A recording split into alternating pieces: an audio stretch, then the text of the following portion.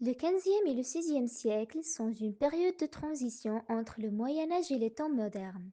Cette période appelée Renaissance est caractérisée par une série de changements politiques, économiques, sociaux et intellectuels.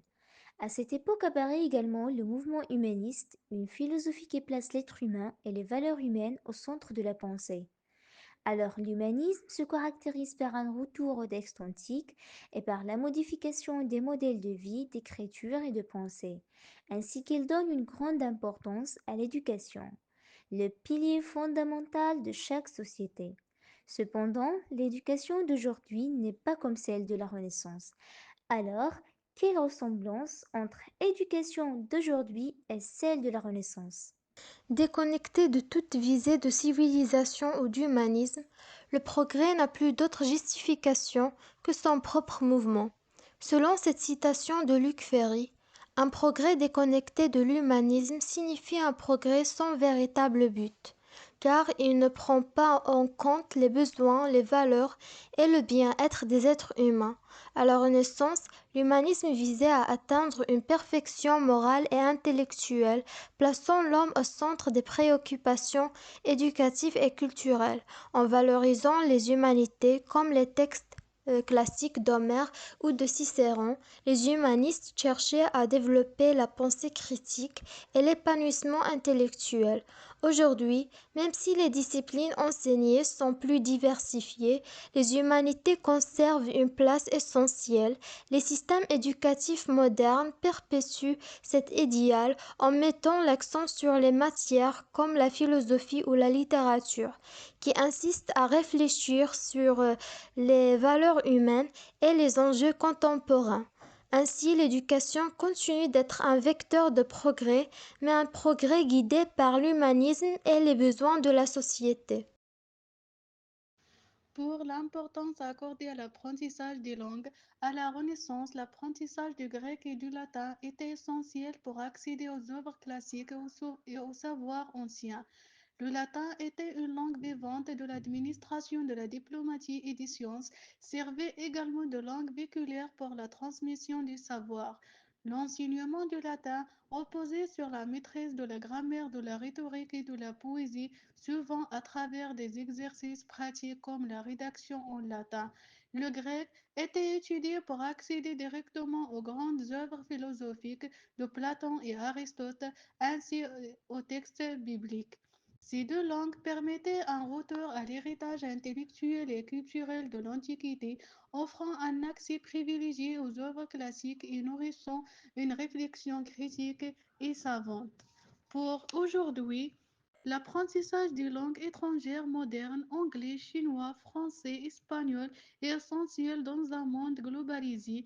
La maîtrise de plusieurs langues est une compétence importante pour la communication internationale. L'anglais est une langue dominante de la technologie, des affaires et des médias. Il occupe une place centrale dans l'éducation contemporaine pour sa valeur pratique. Contrairement au latin, l'anglais est utilisé principalement dans les échanges professionnels et académiques. L'anglais est une langue globalisée essentielle de la communication, économie et de la culture populaire. Pour la formation de l'esprit critique, à la Renaissance a vu l'émergence de l'esprit critique grâce à l'étude des textes classiques et à la méthode de la dialectique, encourageant les étudiants à questionner et analyser les savoirs établis. Deuxièmement, questionner les dogmes religieux et sociaux et redécouvrir la pensée rationnelle, puis instrument de transformation intellectuelle et religieuse pour une élite. Les humanistes de la Renaissance promouvaient la réflexion individuelle et la capacité à argumenter. Pour aujourd'hui, la formation de l'esprit critique est un pilier essentiel de l'éducation moderne. Les programmes scolaires mettant l'accent sur la pensée indépendante, la résolution de problèmes et la capacité d'évaluer des informations de manière objective. Puis, chaque individu doit développer un esprit critique pour analyser des informations complexes, comprendre les enjeux mondiaux et contribuer activement à la société. L'utilisation des méthodes telles que les débats, les études de cas et l'analyse des médias. L'esprit critique est une compétence essentielle pour former des citoyens responsables et actifs dans une société. L'éveil intellectuel et moral est devenu plus accessible grâce à l'invention de l'imprimerie par Gutenberg au XVe siècle. Cette innovation a rendu possible la scolarisation de masse en permettant la production rapide et en grande quantité de textes. L'imprimeur collaborait étroitement avec les humanistes pour produire des éditions révisées de qualité. Ses travaux portaient principalement sur les textes antiques, comme les œuvres d'Homère et de Platon, ainsi que sur des textes religieux, notamment la Bible. L'imprimerie a donc été un puissant vecteur de renouveau intellectuel et spirituel, tout en suscitant des craintes liées à la diffusion d'idées jugées nocives ou hérétiques. De manière similaire, les technologies numériques d'aujourd'hui jouent un rôle central dans l'éducation. Les plateformes en ligne et les réseaux sociaux facilitent la diffusion des connaissances, tout comme l'imprimerie l'a fait à son époque. L'enseignement en ligne et à distance permet une personnalisation de l'apprentissage et prolonge le temps d'accès à la connaissance. De plus, les bibliothèques électroniques offrent un accès instantané à des milliers de livres et d'informations, encourageant la collaboration et les échanges entre les apprenants.